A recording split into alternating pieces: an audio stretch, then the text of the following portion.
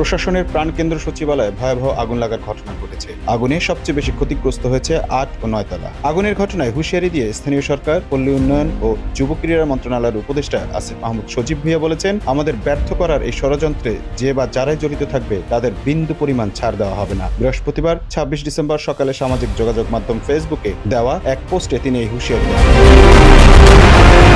আসিফ মাহমুদ লেখেন, স্থানীয় সরকার, পল্লী উন্নয়ন ও সমবায় মন্ত্রণালয়ের বিগত সময়ে হওয়া অর্থ লোপাট, দুর্নীতি নিয়ে আমরা কাজ করছিলাম। কয়েক হাজার কোটি টাকা লুটপাটের প্রমাণও পাওয়া গিয়েছিল। আগুনে কি পরিমাণ ক্ষয়ক্ষতি হয়েছে এখনো জানা যায়নি। তিনি আরো লেখেন, আমাদেরকে ব্যর্থ করার এই ষড়যন্ত্রে যে বা যারাই জড়িত থাকবে তাদের বিন্দু পরিমাণ ছাড় দেওয়া হবে না। এই মুহূর্তে আছি নীলফামারীতে, যত দ্রুত সম্ভব ঢাকা ব্যাক করছি। 25 ডিসেম্বর মধ্যরাত 1:52 আগুন লাগার খবর পায় ফায়ার সার্ভিসের 19টি ইউনিটের চেষ্টায় বৃহস্পতিবার সকাল 8:05 আগুন নিয়ন্ত্রণে আসে। সকাল 9টায় সচিবালয়ের সামনে এক ব্রিফিংয়ে স্বরাষ্ট্র উপদেষ্টা লেফটেন্যান্ট জেনারেল অবসর মোহাম্মদ জাহাঙ্গীর আলম চৌধুরী জানান, সচিবালয়ে আগুনের ঘটনায় তদন্ত কমিটি গঠন করা হবে।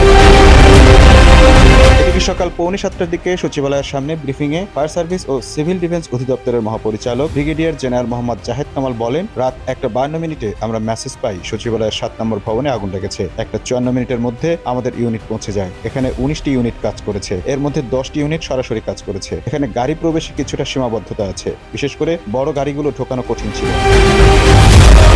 জাহেদ কামাল বলেন, কি কারণে আগুনের সূত্রপাত তা নিশ্চিত হওয়া যায়নি। একটা দুঃখজনক ঘটনা ঘটেছে। প্রথম ধাপে এসে একজন ফায়ার ফাইটার পানির পাম্প থেকে পাইপের লাইন সংযোগ দিচ্ছিল। এই সময় রাস্তা পার হওয়ার সময় দ্রুতগামী ট্রাক তাকে আঘাত করে। তাকে ঢাকা মেডিকেল কলেজ হাসপাতালে নিয়ে যাওয়ার পর মৃত ঘোষণা করা হয়।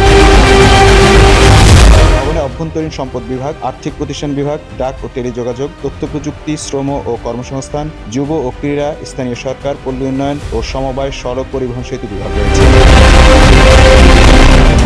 Time news desk.